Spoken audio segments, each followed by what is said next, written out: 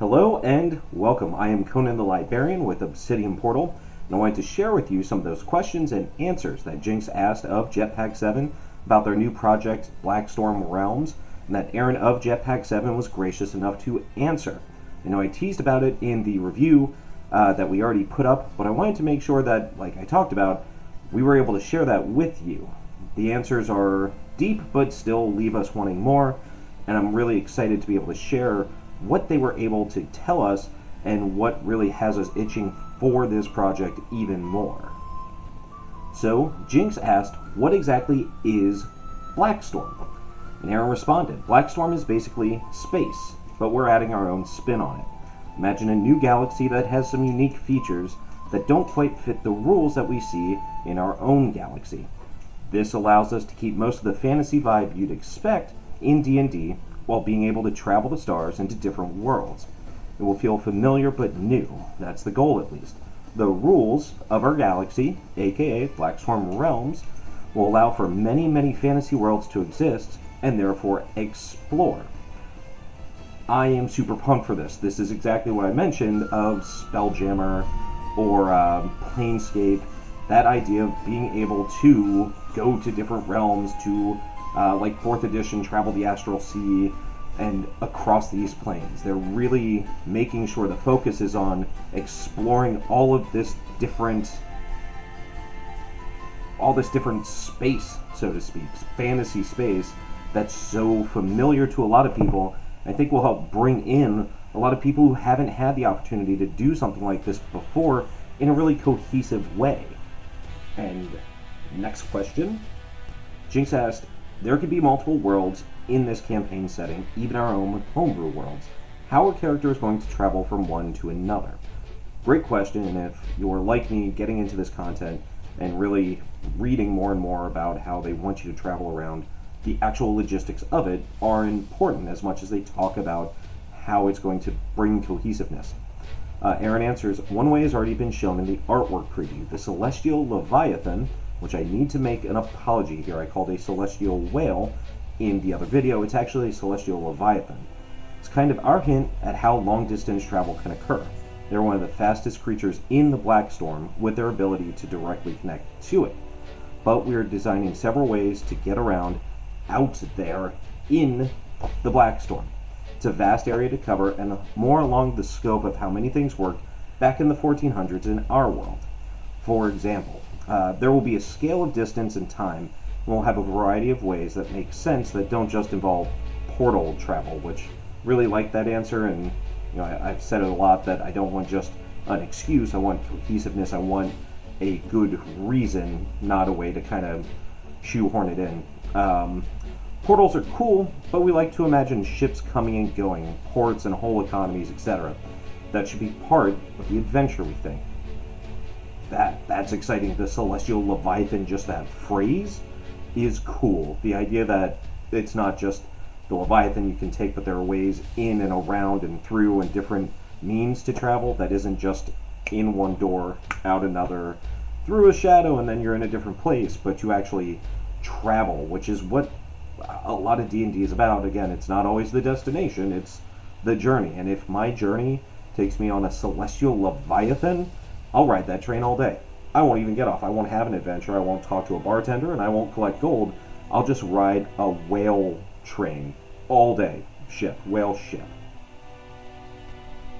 Another question, another answer.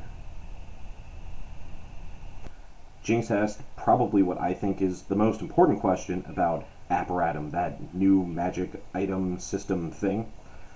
Jinx asked, magical devices called Apparatum sound intriguing. Do you have any favorites? And Aaron answers, there is one that is pretty amazing and that will have ramifications for other books we plan in the future. So all I can do right now is tease its existence. Let's just say in the hands of the wrong people, it can change everything in the Blackstorm and even reverberate into the other planes of existence. This is a big answer. On the Kickstarter, you'll see where they're talking about more content. They're really building off of this into more content, more books, more space, more adventures. So just this small answer, this blurb, is huge. So the idea not only that this is going to be great content, but that there will be more around this is exciting. Also, the idea that it can change everything in the Blackstorm and even reverberate into the other planes of existence, again, is giant. It's the idea of the overall theme and the threat and the reverberations of what could happen with this. The idea that this magic item, this MacGuffin, is not only something you can interact with and change and use and do, but that in the hands of obviously someone very evil, it becomes very bad, is really fun, is really juicy, is really campaign driving. I love a good MacGuffin. I like a MacGuffin even more that I could possibly get a taste of. This is a great answer that just really tells of what Jetpack 7 is trying to do with this content. Next question. Jinx asked Aaron, Conceptopolis and Jetpack 7 are famous for their artwork. If you had to estimate about how many illustrations have you made for the Blackstorm Realms so far, how many do you think there will be by the end of the project? Long answer short, they've got about 12 to 15 pieces right now in various stages of development. They estimate roughly 50 to 80 new pieces conservatively. That's a big number, and that means something coming from a studio like this that's built its reputation on solid art that's well known across the genre and across the hobby and passion that is tabletop RPG and fantasy role-playing. Let's get another question. Blackstorm Realms looks like a great success. After you recover from the Kickstarter, where do you go from here? What Blackstorm book should we expect to see next? Aaron told us, we're definitely considering reprinting or expanding on a previous title we did called Masters and Minions. I can't say enough about this book. It's a great book. Check it out. We may do something like we did on Gods and Goddesses, again, great shout out, great book, and expand on that, or just re-release it as a second printing depending on the interest level. You guys go on the Kickstarter, go to their website, let them know that you're interested in both. This book has a place in my heart because it really is a great drop and drag tool for GMs who might be stuck and need some bosses to work into their campaigns. And of course we have plans for an all-new book later in 2021, but once we have a handle on Blackstorm Realms, and it is nearing completion, and we will be right back on track to development and promotion. We'll be sure to let you all know for sure. That's great. To hear that not only do they want to do more with Blackstorm Realms, and obviously once this content is coming, once it's actually hitting shelves, really get the word out again like it's happening now, but to the idea of going back and pushing their material back again to make it more publicly known, more publicly available again, is awesome. It's fun, it's solid. Again, I know I keep using the same words. Solid, fun, exciting. I'm an excitable guy. I'm an excitable gamer. I think stuff is cool. I think stuff is awesome. I think stuff is great and excellent.